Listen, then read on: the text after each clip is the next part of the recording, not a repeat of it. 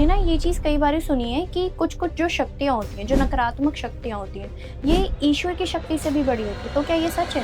ईश्वर की शक्ति से कुछ बड़ा नहीं है। हुँ, ईश्वर ही बड़ा है, सर्वोपरि ईश्वर है। पेड़ में भी ईश्वर है, आप में भी ईश्वर है, मेरे में भी ईश्वर है। हुँ, ठीक है? बिल्कुल। पूरी दुनिया उसने बनाई है, तो उससे बड़ा क्या होगा? आप एक बारी हमें यक्षिणी साधना के बारे में भी बता सकते हैं? यक्षिणी साधना को हासिल करने के लिए यक्षिणी को एक तो माँ के रूप में मतलब साधक कर सकते हैं, एक हुँ, पत्नी के रूप में और एक मतलब प्रिय मतलब प्रेमिका के रूप में। ये तीन तरीके के ज़रिए वो यक्षिणी को हम अपने एवरेज से खींच सकते हैं। हुँ। कि सबसे ज़्यादा शक्तिशाली वशीकरण कौन-सा है? कोई भी चीज़ अपनी जगह पे बड़ी होती है, छोटी नहीं होती, सिचुएशन मायने रखती है।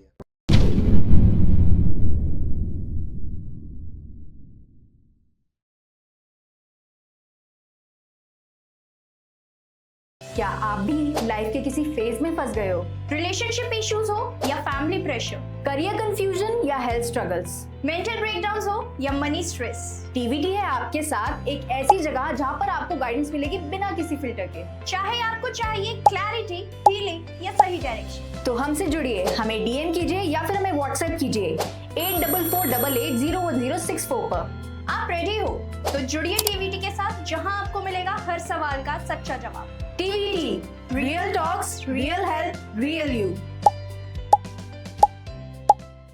हेलो एंड वेलकम वंस अगेन एट टीवीटी। आपको हमारी पिछली वीडियोस बहुत ज्यादा पसंद आई एंड आई होप कि आपको हमारी आज की भी इंफॉर्मेशनल वीडियो उतनी ही पसंद आने वाली है, क्योंकि ये वीडियो खास आपके डिमांड पर बनी है। आप चाह रहे थे कि महावीर तांत्रिक जी एक बार फिर आपके बीच आए और आपको बहुत ज्यादा इंफॉर्मेशन दे, क्योंकि आपको जानना था कि काल भैरव साधना कैसे करी जाए, काल भैरव तंत्र कैसे किया जाए और क्या माता की सिद्धि के बिना काल भैरव तंत्र असल में काम करेगा। तो इन सब क्वेश्चंस के आपको जवाब मिलेंगे इस वीडियो में, तो अंत तक जरूर बने रहे।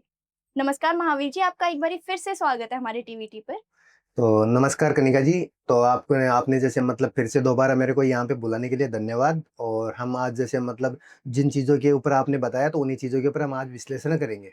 बिल्कुल। तो महावीर जी, जैसे कि हम देख रहे हैं कि दिवाली का समय है, तो क्या इस समय में जितनी भी नकारात्मक शक्तियां हैं, ये क्या सबसे ज्यादा ऊर्जावान हो जाएंगी? दिवाली और होली ये 2 पर्व ऐसे हैं, इनके अंदर नकारात्मक शक्ति इतनी ज़्यादा प्रचंड होती है कि मतलब ये दिव्य शक्ति होती है ना, देवताओं की शक्ति, उनसे भी जैसे मतलब प्रबल होती है। और ये दोनों चीज़ें बनाई तो भगवान ने ही है। हम्म। ठीक है? लेकिन फिर भी नकारात्मक शक्ति की जैसे मतलब दिवाली पे जो ज़िंदगी में ऐसा लगे ना कि हमें ये काम कोई भी इंसान नहीं कर सकता, जी। वो काम ये तंत्र विद्या से इस चीज़ से पॉसिबल हो सकता है। अच्छा। तो ऐसा लगे ना हमें कि मतलब ये काम कभी हो ही नहीं सकता, वो भी काम हो जाएगा। इसलिए जैसे मतलब ये दिवाली के दिन दिवाली और दिवाली से पहले और समथिंग ये कुछ चीज़ें जैसे मतलब ये जो अभी दिवाली का मुहूर्त है ना, हम्म। ये दिवाली के 10 दिन बाद तक ये चीज़ चलने वाली है। और ये 56 साल के बाद में ऐसा संयोग बैठ रहा है, जिसकी वजह से जो भी इंसान जैसे मतलब कुछ इंसान बोलते हैं ना कि मैं हम दिवाली पे ही काम करवाएँगे, वो वेट करते हैं कि दिवाली तक ही हम इस चीज़ को रखेंगे। हम्म। लेकिन उन्हें ये पता नहीं है कि 56 साल के बाद में ऐसा संयोग बैठ रहा है कि मतलब इसके मतलब दिवाली के 10 दिन बाद भी वो इंसान यही कार्य करवाएगा, तो भी ये शक्तियाँ उसी एवरेज से प्रचंड रहेगी। अच्छा। क्योंकि ये एक ऐसा योग बैठ रहा है ग्रह नक्षत्रों के एवरेज से। अच्छा, मतलब 10 दिन बाद भी 10 अगर मैं दिन बाद भी वो चीज़ है ना, ये हाँ हाँ। दिवाली पे जैसे मतलब दिवाली के दिन काम करवाने वाला, वो 10 दिन के बाद भी करवा सकता है ये चीज़। अच्छा, ठीक है। और जैसे कि अगर हम बात करें, तो फिर जैसे हम वशीकरण वगैरह हर एक-एक चीज़ के बारे में तो पहले भी बात करते आए हैं। हुँ, हुँ। लेकिन इस बारी आप हमें ये बताइए कि सबसे ज़्यादा शक्तिशाली वशीकरण कौन-सा है? मैं हर बार एक ही बात कहता हूँ, मेरे को सभी पॉडकास्ट में यही सवाल पूछा जाता है और मैं सबसे यही बात बोलता हूँ कि कोई भी चीज़ अपनी जगह पे बड़ी होती है, छोटी नहीं होती, सिचुएशन मायने रखती है। हुँ। अब एक चूहा होता है, ठीक है? जी। उसके लिए जाल कोई मायने नहीं है, लेकिन शेर को अगर जाल में डाल दिया जाए, तो सिचुएशन में क्या है? शेर जाल में फँस गया, अब शेर को जाल से निकलना है, ठीक है? हुँ, लेकिन चूहे को जाल से निकलने के लिए वो अपने एवरेज से निकल सकता है, किस प्रकार क्या करना है। जी। मतलब वो सिचुएशन सबसे महत्वपूर्ण होती है कि सामने वाला बंदे को सिचुएशन क्या है और किस सिचुएशन में वो बंदे का जैसे मतलब हम कार्य लगाएँ। और उस एवरेज से जो इम्पोर्टेशन लगती है ना कि मतलब उस बंदे के ऊपर ये वशीकरण परफेक्ट रहेगा, वही चीज़ लगेगी, तभी वो चीज़ होता है। जैसे मेडिकल में बहुत सारी दवाइयाँ होती है ना? अब कोई इंसान को पेट दर्द हो रहा है समथिंग, तो पेट दर्द हो रहा है तो ऐसा थोड़ी है कि मतलब दवाइयाँ तो साइज़ एक जैसा होगा, कलर एक जैसा होगा, बिल्कुल।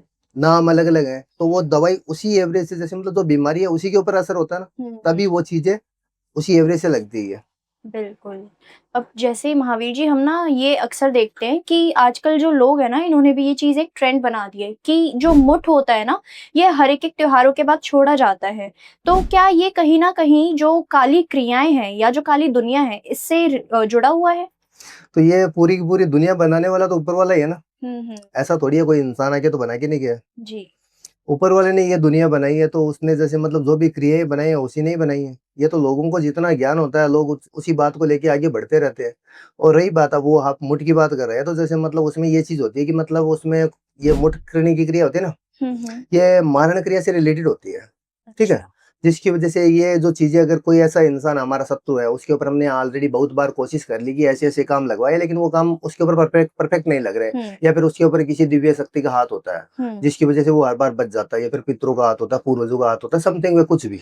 हुँ। तो उसके ऊपर ये चीज़ लगाई जाती है ना, तो जिसके कारण जैसे मतलब सामने वाला इंसान को कुछ समय तक देवी-देवता भी हमारे साथ रहते हैं, लेकिन कुछ समय तक वो भी अपनी जगह पे जाते हैं। तो वो जैसे मतलब वो अपनी जगह पे जैसे ही लौटते ही अगर उस मुक्त करने की क्रिया को 1 सेकंड का भी टाइम मिल गया ना, तो 1 सेकंड में सामने वाले इंसान के साथ जो नहीं होने वाला ना, वो हो जाएगा। और जो अच्छा। करवाने वाला है, उसका काम हो जाता है। बिल्कुल। तो मतलब हमने ना ये चीज़ कई बारी सुनी है कि कुछ-कुछ जो शक्तियाँ होती हैं, जो नकारात्मक शक्तियाँ होती हैं, ये ईश्वर की शक्ति से भी बड़ी होती है। तो क्या ये सच है? ईश्वर की शक्ति से कुछ बड़ा नहीं है। हुँ। ईश्वर ही बड़ा है। सर्वोपरि ईश्वर है। पेड़ में भी ईश्वर है, आप में भी ईश्वर है, मेरे में भी ईश्वर है। हुँ। ठीक है? बिल्कुल। पूरी दुनिया उसने बनाई है, तो उससे बड़ा क्या होगा? हुँ। अगर कोई तांत्रिक सिद्धि हासिल कर लेता है, वो भगवान बनने की कभी सोचेगा ना, तो उससे पहले ऊपर वाला उसे, "आ बेटा तेरा टाइम हो गया, चल मेरे पास।" बिल्कुल। क्यों वो एक समुद्र जैसे मतलब मैं ये बात कहता हूँ तंत्र विद्या एक ऐसा समुद्र है, ठीक है? और समुद्र बनाने वाला तो ऊपर वाला ही है, कोई दूसरा आके तो बना के नहीं गया है। हुँ। तंत्र विद्या समुद्र है तो हम जितना ज्ञान अर्जित करते हैं ना, उतना हमारी औकात के अनुसार हम ज्ञान अर्जित कर सकते हैं। ऐसा नहीं है कि हम पूरा ये समुद्री हम अपने अंदर सँभाले, लेकिन ईश्वर के अंदर ना जाने ये एक तो छोटी-सी पृथ्वी है, ठीक है? जी। ऐसे ना जाने कितने हज़ार करोड़ों ग्रह वो कंट्रोल करता है, तो उससे बड़ी शक्ति कौन-सी हो गई? बिल्कुल। कुछ नहीं है, उससे बड़ी तंत्र विद्या भी होती है, लेकिन तंत्र विद्या अपनी जगह पे सही है। ईश्वर से हुँ। बड़ा कुछ नहीं है। बिल्कुल।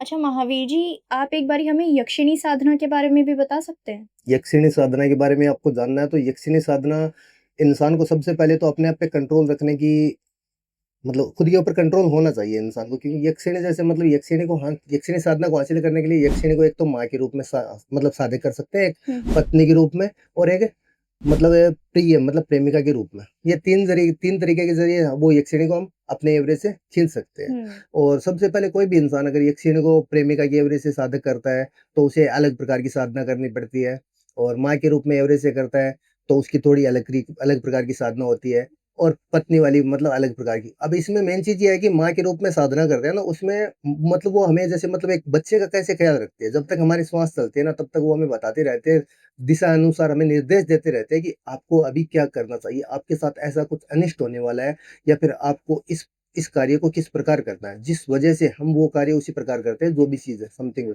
ठीक है? और अगर कोई इंसान प्रेमिका के रूप में हासिल करता है, तो मेन चीज़ ये है कि वो इंसान प्रेमिका के रूप में यक्षिणी को साधना ज़रूर कर लेगा, लेकिन वो कभी भी अदर पूरी दुनिया की किसी भी लड़की की तरफ मतलब वासना के क्षेत्र से 1% भी नहीं देख सकता। अगर उसने देखा, तो वो लड़की खत्म। भले ही कोई भी हो, कितनी भी बड़ी पावरफुल हो।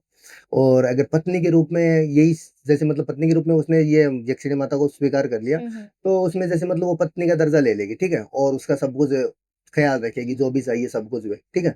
लेकिन उन्हें जैसे मतलब एक तो इज़्ज़त, जो भी चीज़ मतलब इज़्ज़त देनी पड़ेगी, ठीक है? हुँ। और बाद में उस एवरेज से उन्हें जैसे मतलब जो भी चीज़ें वग़ैरह हैं, उनके नियम का फ़ॉलो करना पड़ेगा। अगर वो कभी भी पत्नी के रूप में हासिल करने के बाद में वो अगर कभी किसी के साथ गलत करता है, हुँ। तो माता पहले तो कुछ नहीं बोलती, लेकिन जिस दिन वो गलत होता है, तो उस दिन वो उसका लास्ट दिन होता है। अच्छा। ये क्रिया होती है। हुँ। और यक्षिणी साधना को हासिल करने के लिए पहली बात तो ये नॉर्मल चीज़ है नहीं हुँ। और इसके लिए सबसे पहले गुरु होना चाहिए बिल्कुल। और गुरु से पहले ज्ञान अर्जित करो, फिर उससे गुरु से पूछो कि मतलब है कि हम सबसे पहले कौन-सी साधना करें, हमारे लिए कौन-सा उद्देश्य अच्छा है। तो सबसे पहले डायरेक्टली यक्षिणी साधना कोई इंसान कर ही नहीं सकता, उससे पहले भी कुछ अलग साधना है, वो इंसान को अचीव करनी पड़ती है, बाद में यक्षिणी साधना तक इंसान पहुँचता है। जी। जैसे कि अभी आपने हमें यक्षिणी साधना के बारे में बताया, लेकिन हमने कर्ण पिशाचिनी की साधना के बारे में भी बहुत सुना है। तो क्या ये जो दोनों साधनाएँ हैं, ये कहीं न कहीं मिलती-जुलती हैं? अब आप करण पिशाचिनी साधना और यक्षिणी साधना के बारे में बात करो। करण पिशाचिनी और यक्षिणी में मिलती-जुलती नहीं, उनमें जैसे मतलब डिफरेंट है, बहुत ज़्यादा डिफरेंट है। करण पिशाचिनी साधना के ज़रिए जैसे मतलब हम कुछ ऐसी चीज़ें जैसे मतलब कोई इंसान क्या कर रहा है, हमारे बारे में क्या बात कर रहा है, क्या नहीं, जो भी चीज़ें हैं, ठीक है? हम्म। वो पूरी दुनिया की हम डिटेल कलेक्ट कर सकते हैं उससे। मतलब वो हमारे बारे में कौन बुराई कर रहा है, हमारे लिए कौन-सा अच्छा है, हमें किसके लिए क्या करना चाहिए, क्या नहीं करना चाहिए। करण पिशाचिनी साधना वही जैसे मतलब खुद इंसान के ऊपर काबू होता है। मतलब हमारे सामने कोई इंसान आके बैठ गया, हम 5 से 10 मिनट के अंदर उसके ऊपर जैसे मतलब सामने वाले की ये व्याख्या कर देंगे कि मतलब आप कहाँ के रहने वाले, क्या कर सकते हो, किस लिए आए और हमारे पास क्या मतलब किस उद्देश्य से आए, जो भी चीज़ है वह। तो ये करण पिशाचिनी साधना से रिलेटेड है और करण पिशाचिनी साधना यक्षिणी साधना होने के बाद हासिल की जाती है, पहले नहीं होती है। अच्छा। हम्म। जैसे कि हमने ना महावीर जी ये भी सुना है कि जो कर्ण पिशाचनी की साधना हासिल कर लेता है, तो जो पिशाचनी होती है वो उनके कान में आके चीजें बताती है, तो ये सच है? तो इसमें सबसे पहले मैं ये बात कहना चाहता हूँ, करण संस्कृत में करण का मतलब कान होता है ना? और पिशाचिनी का मतलब पिशाच होता है। हम्म। और साधना तो आप जानते हो सभी, जी। ठीक है? मतलब ये ऐसी साधना है कि मतलब डायरेक्टली इसकी व्याख्या इसके नाम के अंदर ही है। कर्ण पिशाचिनी मतलब जो भी चीज़ है ना, अगर वो हमारे साथ जो भी होगी तो वो हम कहाँ से सुनेंगे? मुँह से तो हम सुन नहीं सकते, आँखों से सुन नहीं सकते, बिल्कुल। कान से ही सुनेंगे, ज़ाहिर-सी बात है। तो कान से सुनेंगे तो कर्ण पिशाचिनी हमें डायरेक्टली कान के ज़रिए ही बताएगी, हम्म। इसीलिए। अच्छा। अब जैसे अगर किसी को भूतों के राजा यानी कि प्रेत राजा की साधना करनी है, तो फिर उसको किन-किन चीज़ों का ध्यान रखना होगा? सबसे पहले प्रेत राज की साधना करनी है तो इंसान को सबसे पहले तो एक तांत्रिक या अघोरी होना ज़रूरी है। हुँ। क्योंकि प्रेतराज कोई नॉर्मल चीज़ नहीं है क्योंकि प्रेतराज शमशान के राजा होते हैं, जी। ठीक है? और अगर प्रेत हम उन्हें जैसे मतलब प्यार से प्रेत सरकार भी बोलते हैं, ठीक है? जैसे मतलब हमारे गुरु होते हैं, ठीक है? और वो हमारे गुरु हमारे साथ रहते हैं, हम उन्होंने हमें ज्ञान दिया, हम यहाँ पे आगे बढ़े, जो भी चीज़ है, उन्हीं के रहमो-करम से आज हम यहाँ पे हैं।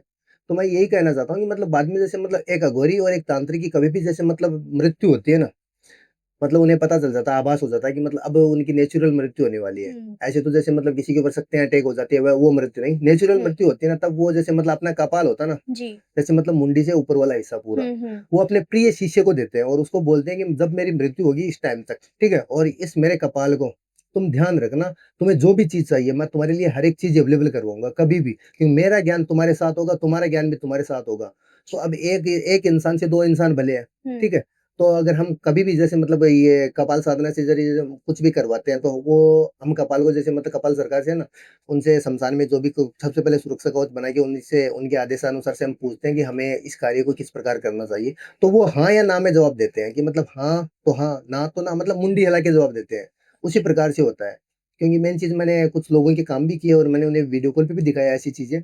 तो उन्हें मतलब कुछ इंसानों ने तो मेरे को बोला कि गुरुदेव मेरे को तो रात में नींद नहीं आई, तो मैंने उन्हें पहले बोला था कि ये चीज़ें नॉर्मल नहीं है।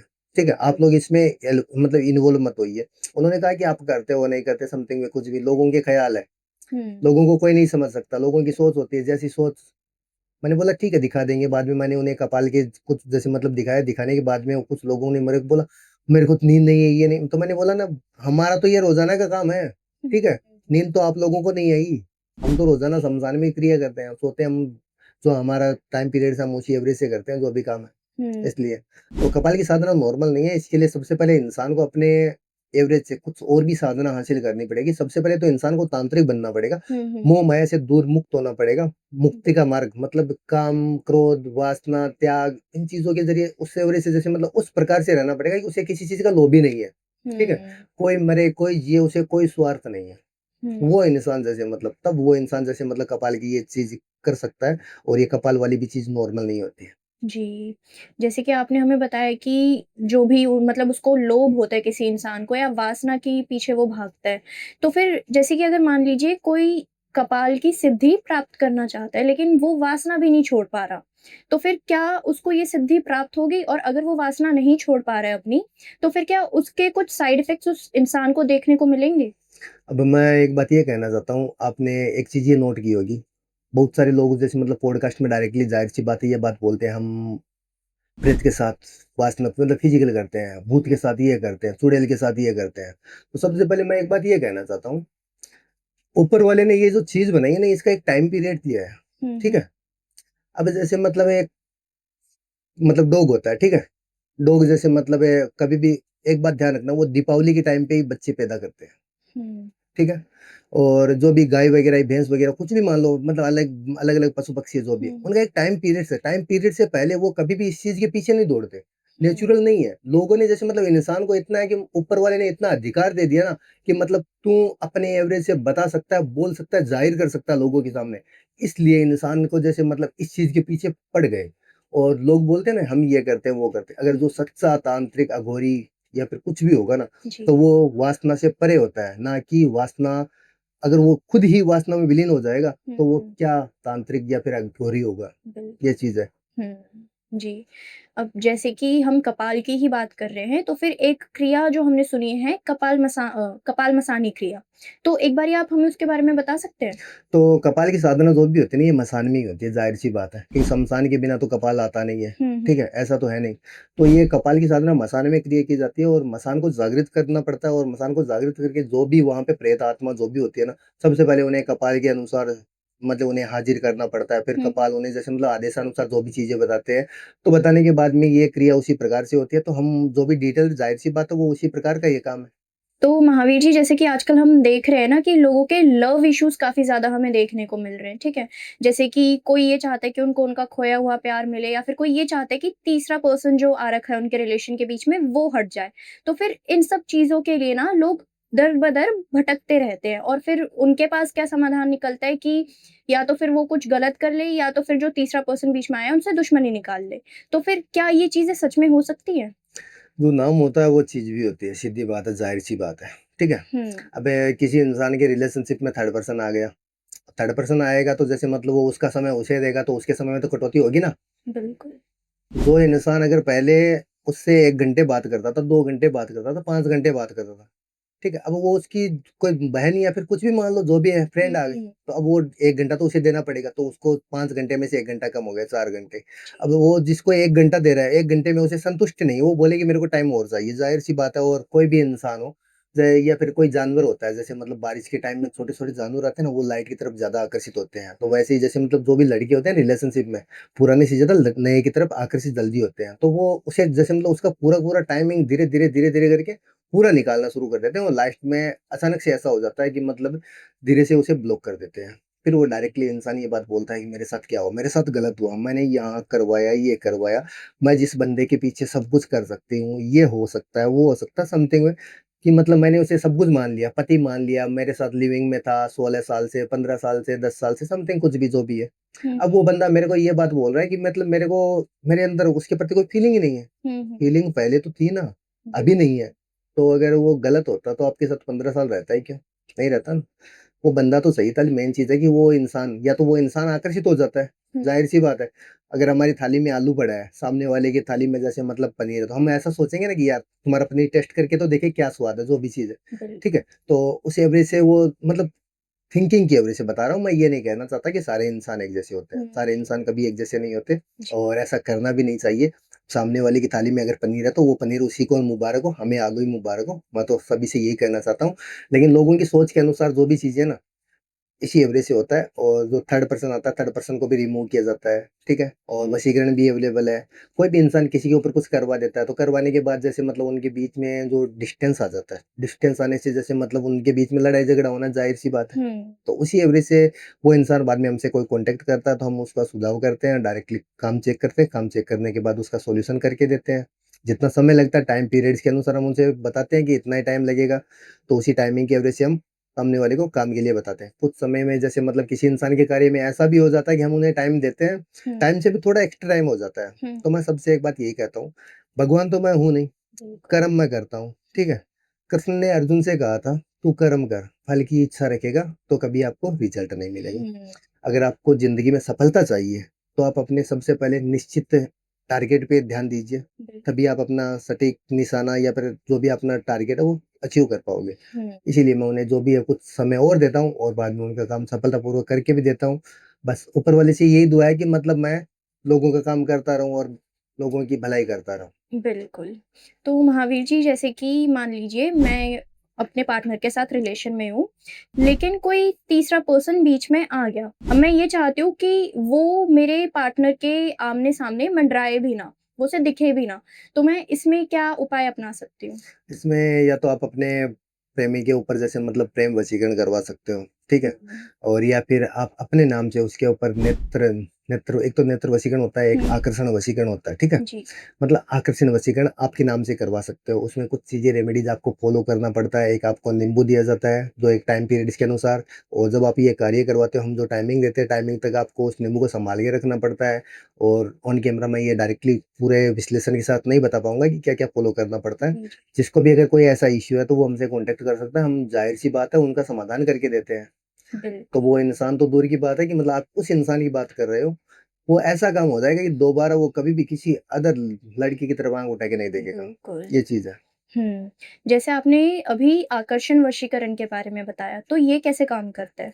आकर्षण वशीकरण मतलब कोई इंसान है, हमारी तरफ ध्यान देता है, ठीक है? और बाद में थोड़ा बहुत गैप हो जाता है, गैप होने के बाद वो ऐसा सोचता है कि ध्यान देना बंद कर देता है। हुँ। तो उसी इंसान के मतलब अपना अधिकार पाना गलत नहीं है, ठीक है? जी। अगर कोई हमें 2 चांटा मारे ना, हम अगर छोटे हैं, 2 नहीं तो साला 1 तो कस के मार दो। मैं तो यही कहता हूँ सबसे। लोग ऐसा सोचते हैं ना कि गांधी युग है, एक गाल पे मारा, दूसरा गाल आगे कर लो, वो चीज़ नहीं है आज के टाइम में। एक मारता है, दूसरा मार दो, कोई टेंशन नहीं। जो होगा सो देखा जाएगा। कर्म सामने वाला गलत कर रहा तो हम ऐसा क्यों करें? जो जी। भी चीज़ है। तो आकर्षण वशीकरण उसी प्रकार से होता है कि मतलब जो भी कोई इंसान जैसे मतलब हमारी तरफ आकर्षित नहीं होता, या फिर हमारा कोई प्यार है पुराना जो भी, और वो हमसे दूर हो गया, तो उसके ऊपर हम आकर्षण वशीकरण करवा सकते हैं, जिसकी वज़ह से उसका ध्यान हमारी तरफ हो जाए, और वो डायरेक्टली जैसे मतलब हमारे ऊपर अच्छे से रिलेशनशिप वापस हो जाएगा, और सब कुछ उसी प्रकार से होगा, और उसका ध्यान कभी किसी दूसरी लड़की की तरफ नहीं जाएगा। बिल्कुल। अब जैसे अगर मैं बात करूँ तो फिर हम लोग वशीकरण और काली क्रियाओं के ऊपर इतनी बातें करते हैं। लेकिन जो हमारी ऑडियंस है वो ये सोचती है कि जैसे अगर वो वशीकरण का इस्तेमाल करेगी तो फिर वो अपनी दुश्मनी निकाल सकती है। तो क्या ऐसा पॉसिबल है? देखो, दुश्मनी निकालने के लिए मैंने बोला है कि मतलब कुछ इंसानों के ऐसा होता है कि मतलब सामने वाले की बंदी अच्छी है से, या सामने वाले का बंदा अच्छा है, तो उसके ऊपर हम कुछ कर दें, हुँ। ठीक है? वो लोगों की सोच होती है। जी। सबसे पहले तो मैं एक बात ये कहना चाहता हूँ, सामने वाले की नीयत अच्छी है, उसी इंसान का काम करूँगा। भले ही मैं कभी पैसे से कंपैरिज़न नहीं करता किसी इंसान को। हुँ। ऐसा नहीं है कि जो पैसे वाला वही करवाएगा, या जो गरीब है वही करवाएगा। वो चीज़ नहीं है। हुँ। पैसा अपनी जगह पे है, ठीक है? और इंसान अपनी जगह पे है। इंसानियत सबसे ज़्यादा इम्पोर्टेंट है वहाँ पे, ठीक हुँ। है? सामने वाले की नीयत अच्छी होनी चाहिए। ऐसा नहीं है कि मतलब उसने बोला, "गुरुदेव मैं डबल फीस दूँगा, मेरे को ये लड़की चाहिए, ये मेरे पे कर दो।" वो चीज़ नहीं है उसमें। सबसे पहले तो ये जो चीज़ें होती है, मेरे पुराने पॉडकास्ट में ऑलरेडी सारी इन्फॉर्मेशन दी हुई है, हुँ। डिटेल मिल जाएगी सबको। बिल्कुल। अब एक-एक बात को बार-बार रिपीट करना अच्छा नहीं लगता ना। जी। लोग सोचेंगे कि मतलब इतना ही ज्ञान है, एक-एक बात को बार-बार रिपीट कर रहे हैं, इसलिए मैं हुँ। एक ही बात को बार-बार रिपीट करना अच्छा नहीं है इसलिए। बिल्कुल। अब जैसे अगर हम काल भैरव तंत्र के बारे में बात करें, तो फिर ये कैसे काम करता है? काल भैरव तंत्र जैसे मतलब ये भी मसानी क्रिया होती है, ठीक है? हुँ। ये जैसे मतलब है भैरव माता का जैसे मतलब एक साधक होता है, हुँ। हुँ। ठीक है? और शक्तिपीठ होते हैं 52, टोटल शक्तिपीठ 52 है। यहाँ पे जी। मैं एक बात ये कहना चाहता हूँ आपको, ये जैसे मतलब शिव पुराण है ना, हुँ। उससे रिलेटेड चीज़ है, हुँ। ठीक है? और शिव पुराण में ऐसा है कि मतलब है एक बार थोड़ा बहुत सब लोगों ऑडियंस को भी बता दूँ मैं कि जी। मतलब शिव पुराण के बारे में कुछ मैं व्याख्या कर रहा हूँ, तो उसमें एक बार महादेव जैसे मतलब महादेव, और उस समय अभी तो माता पार्वती महादेव की पत्नी है, ठीक है? पहले माता सती थी, हुँ। ठीक है? तो सती के पिता ने जैसे मतलब महादेव को इनवाइट नहीं किया था, अपने वहाँ पे घर में कोई यज्ञ रखा था, ठीक है? और यज्ञ में इनवाइट नहीं किया। तो उन्होंने जैसे मतलब महादेव जैसे मतलब ऐसे होते हैं, मतलब महादेव को कोई फ़र्क नहीं है कि ऐसा नहीं है किसी ने इनवाइट किया क्या नहीं, तो उसने अपनी मतलब सती माता को बोला कि मतलब बात ऐसी है, आपके पिता ने इनवाइट नहीं किया, तो आप वहाँ पे ज़ाहिर-सी बात है, मत जाओ। हुँ। क्योंकि बिना मतलब कोई इंसान हमें बिना आदर के बुलाता नहीं, मतलब बुलाता ही नहीं, तो हम उसके पीछे जाएँगे तो हमारी खुद की इमेज खराब करने वाली बात है। तो फिर माता ने कहा कि नहीं, नहीं मेरे पिता ने इनवाइट नहीं किया, या तो हो गए कि मतलब वो भूल गए होंगे। हुँ। हुँ। क्योंकि अभी इतने क्योंकि सती माता और मतलब उनकी 7 बहनें थी, ठीक है? तो 7 बहनें थी, तो इस वजह से उनका जो भी है ना कि सभी उनके मतलब सातों उनके 6 बहनों के पति जैसे मतलब हर एक प्रबल थे। किसी के जैसे मतलब मतलब राजा थे कि समथिंग में कुछ भी बड़े-बड़े। हुँ। हुँ। तो उन्होंने जैसे मतलब मतलब माता पार्वती की, तो उनके पिता ने ना तो उनकी तरफ मुँह किया, ना कुछ और। फिर उन्होंने सोचा माँ मतलब पिताजी थोड़े बिज़ी होंगे, माँ की तरफ गई, माँ ने भी कोई ध्यान नहीं दिया थोड़ा बहुत इतना। फिर बहनों से पूछा, तो बहनें भी जैसे मतलब मुँह चुरा रही थी उनसे। तो फिर माता को याद आ गई कि मतलब भोलेनाथ ने जो भी बोला था सही बोला था, हुँ। ठीक है? और फिर बाद में माता ने डायरेक्टली अपने पिता से ये बात बोली कि मतलब आपने मेरे पिताजी मतलब मेरे पति को यहाँ पे क्यों नहीं बुलाया? हुँ। आपने सभी को बुलाया, सभी देवगणों को बुलाया। मेरा पति तो महादेव है, सबसे बड़े हैं, उनको आपने क्यों नहीं बुलाया? तब उन्होंने कहा कि मतलब वो मेरी इज्जत नहीं करता। तो उसने मतलब माता ने कहा क्यों, क्या हो गया ऐसा? तब उन्होंने बताया कि मतलब पिछले इससे पहले एक सभा रखी गई थी, उसमें सभी देवगण जब मैं आया था तब खड़े हुए थे, महादेव खड़े नहीं हुए थे। क्यों? वो किसी को महत्व नहीं देते, सीधी बात है। वो अपने अंदर ही पूरी दुनिया सँवार रखते हैं, तो वो किसको क्या महत्व दें? तो उन्होंने कहा कि महादेव खड़े नहीं हुए, वो चीज़ मेरे को बुरी लग गई, इस वजह से मैं नहीं बुलाऊँगा, इस वजह से। और बाद में मतलब महादेव के बारे में उनके पिता ने बहुत कुछ अभद्र भाषा में कुछ बातें बोली, माता सती को गुस्सा आ गया। उन्होंने बोला कि मतलब मैं किस मुँह मतलब कौन-सा मुँह लेके अपने पति के पास जाऊँगी? इससे अच्छा उन्होंने जैसे मतलब जो हवन कुंड था, उनके अंदर अपना देह त्याग कर दिया। ठीक है? हवन कुंड के अंदर देह त्याग कर दिया। देह त्याग करने के बाद महादेव को जब पता चला, तब महादेव आए वहाँ से। आने के बाद महादेव ने सती माता का शव लेके पूरे ब्रह्मांड का चक्कर लगाया, ठीक है? कई 100 साल तक, मतलब कुछ 100 साल, बहुत सारे 100 साल तक महादेव जैसे मतलब ये चक्कर लगा रहे थे। बाद में मतलब पूरी दुनिया वहाँ पे रुक गई। जो जिसकी जितनी एज है वो उतनी ही एज का रह गया। जो जहाँ पे पशु खड़ा है वो वहीं पे ही है। दुनिया पूरा ब्रह्मांड रुक गया उसके बाद में। फिर मतलब सारे जैसे मतलब देवी-देवता विष्णु जी के पास गए, तो विष्णु जी ने बोला कि हम चलो ब्रह्मा जी के पास चलते हैं। सारे ब्रह्मा जी के पास गए, तो ब्रह्मा जी ने एक सुझाव दिया कि मतलब विष्णु तुम जैसे मतलब इनका है ना सती के जैसे मतलब जो क्या मतलब देह है, देह का मतलब शरीर है। देह के जैसे मतलब अपने विष्णु मतलब सुदर्शन चक्र से उसको देह को खंडित कर दो। तब विष्णु विष्णु जी ने अपने शरीर से मतलब अपने सुदर्शन चक्र से उनके जैसे मतलब जो भी उनके शरीर में महादेव के हाथ में उनके देह था, ठीक है? उनके 52 टुकड़े हुए, ठीक है? और 52 जगह पे गिरे हर एक टुकड़ा, ठीक है? जहाँ पे माता का जैसे मतलब जो भी अंग गिरा उस एवरेज से धरती के ऊपर 52 शक्तिपीठ है, और हर एक शक्तिपीठ के पीछे 52 भैरव है। तभी आप कभी भी ये चीज़ नोट कर लेना, कहीं पे भी कोई भी इंसान ऐसा बोलता है ना मेरे को ये चीज़ नॉलेज नहीं है, समथिंग है किसी लोगों को, तो ये चीज़ इंसान ऑनलाइन भी सर्च मार सकता है। तो आप जो भैरव साधना बोला ना, ये इसी चीज़ से रिलेटेड है। जहाँ पे माता की उपस्थिति है ना, वहीं पे भैरवों की व्याख्या है, वरना भैरव अपनी जगह पे है। मैं ऐसा नहीं बोलता कि भैरव की कोई व्याख्या नहीं, मतलब भैरव अपनी जगह पे है, लेकिन माता जहाँ पे है वहीं पे भैरव है, ये चीज़ है। जी तो इसलिए माता भैरव की साधना करने से पहले माता को प्रसन्न करो। माता प्रसन्न होगी तब भैरव प्रसन्न होगा, फिर साधना कर सकते हैं। आपने पूरा वीडियो देखा तो उसके लिए आपको धन्यवाद। और मैं आपसे यही कहना चाहता हूँ कि मतलब किसी भी कार्य से रिलेटिव आपको कोई भी इश्यू है तो आप मेरे से कांटेक्ट कर सकते हो। मेरा नंबर आपको डिस्क्रिप्शन में मिल जाएगा, ठीक है? और आप मेरे से कांटेक्ट कर लेना। कोई भी आपके अंदर कोई सवाल है तो मेरे से डायरेक्टली पूछ सकते हो। धन्यवाद। जय श्री महाकाल। राधे राधे।